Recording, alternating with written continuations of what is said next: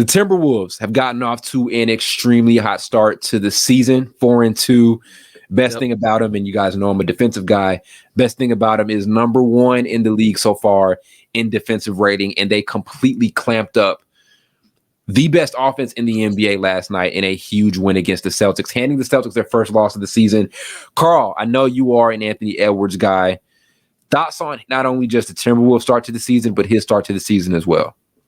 The most impressive, like he had 38 points last night versus Celtics, but the most impressive part about it was that he like basically shut down Jayson Tatum. Like you mentioned that you was like, I'm messing with this Anthony Edwards. He not only scored 38 points, but he locked down Jayson Tatum on the other end, which is not easy to do. Jayson Tatum's like 6'9", probably like 240 or something, and can shoot. So that's not the easy thing to do. But that's definitely the most thing I was impressed about Anthony Edwards, and that's the thing I've been most impressed about him so far this season.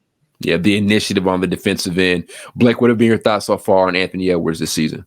Well, I always thought, well, everybody always knew, we already know he's an elite scorer, especially coming off of what he did this summer at Team USA and bringing that into the season. I think he's averaging like close to 30 right now, but we've all wanted to always see him take that leap defensively because he's got a nice body. He's got a good, frame.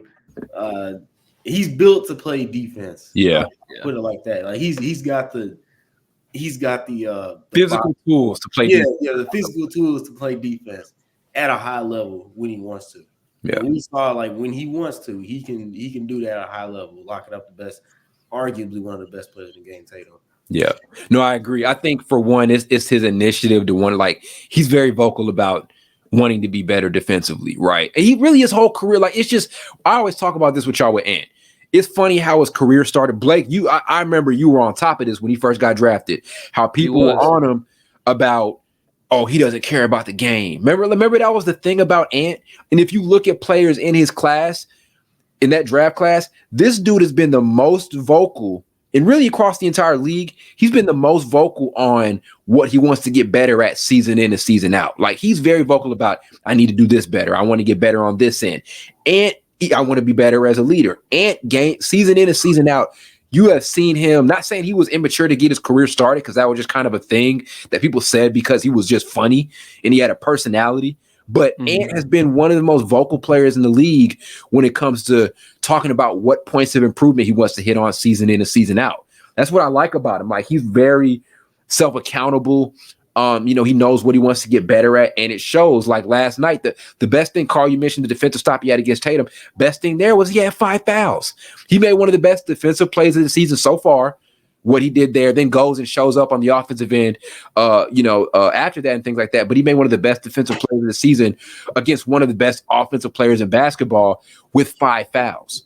So and wanted to get that matchup. So that's what I like the most about Ant. Blake, you mentioned he's got all the physical tools to be an all defensive level player. Again, I think his impact on that end is going to get diluted a little bit because of who he's playing with. He's got 2 guys on that team who are far superior defenders, and Jaden McDaniels, who's going to be a deep boy candidate one day, and Rudy Gobert, who's one of the leading deep boy candidates right now with what he's doing on that end.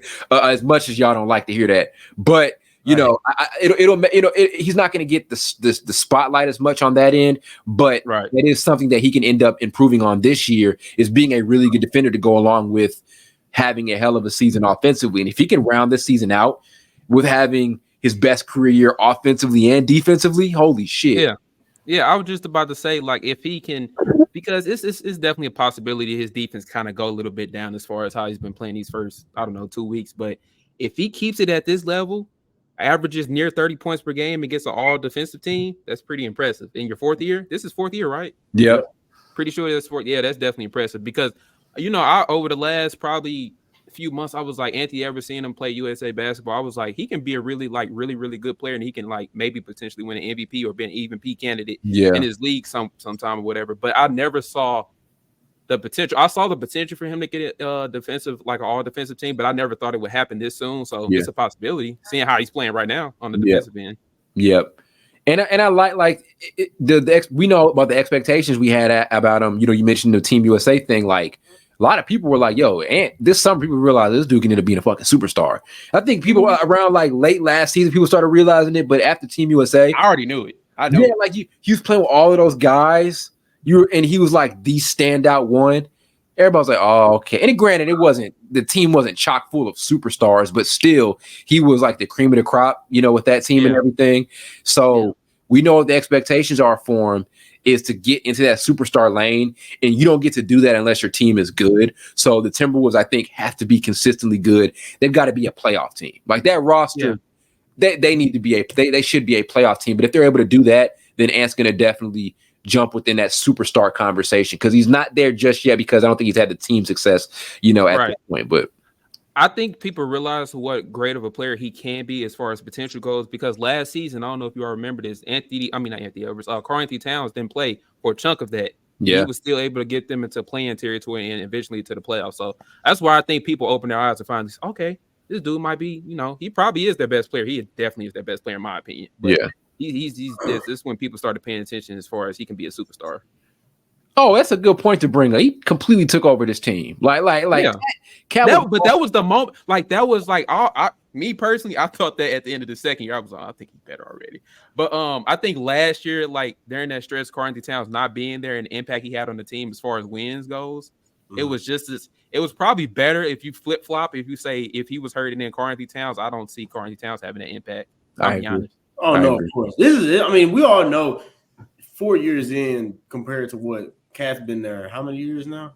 Shit, 2015, almost 10 years. Yeah. This is Ant's team. Like, bro. This is his team.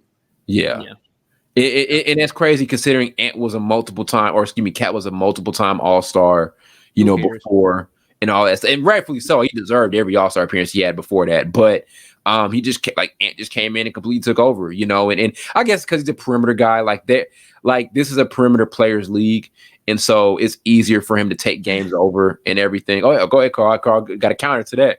Karl Anthony Towns is a perimeter player too, technically, and look how that worked out for him. He should not. They play him like a forward. His big ass needs to be somewhere down low. That's the point, though. He shouldn't be. And let's be honest, even if he wanted to play down low, he can't. He's not strong enough. We've seen him try to play down low, and he can't move. It didn't work. He can't move me, probably. I'm be honest with you. But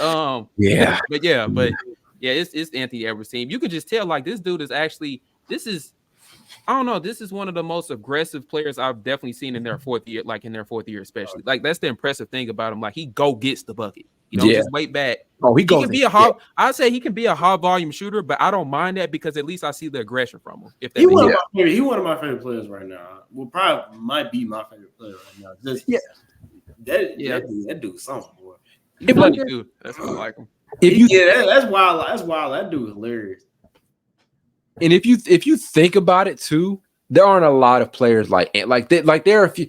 He's complete. Like, he's got things to round out. Obviously, his mid-range game and things like that. But he's complete. He's rounding out his game. He can end up being one of the most complete offensive players in the league. Like, there aren't a lot of guys that check every box offensively. There aren't. Do you know what he's also getting better at this year?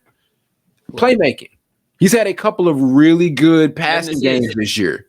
7 assists last night. Yep. And then he's had a couple of games that have been within that range as well. Like the passing too, like he can end up being one of the most complete offensive players. So again, we'll see what happens over the course of the season because we do know teams can end up falling off. I don't think Ant's going to fall off individually, but if the Timberwolves do as a team, then it's going to change how we look at Ant. But keep this up, you're in the MVP conversation. So the only thing he has to round up just a little bit, just be a little bit more efficient. I would say that's probably the only thing. His mid range is decent. I like his mid range, but his 3-point shot selection probably has to get better because he does kind of take some questionable shots sometimes. Like, he'll just pull up. Like, dude, come on, chill out. Just slow it down a little bit because I feel like he definitely. I feel like, and he does. He has been doing this like so far this season, but in the playoffs last year, I felt like he should have taken advantage of his speed and quickness and going to the rim a little bit more than shoot jump shots because that's one of his strengths too. He can drive on you and slam the ball in your face if he really wants to.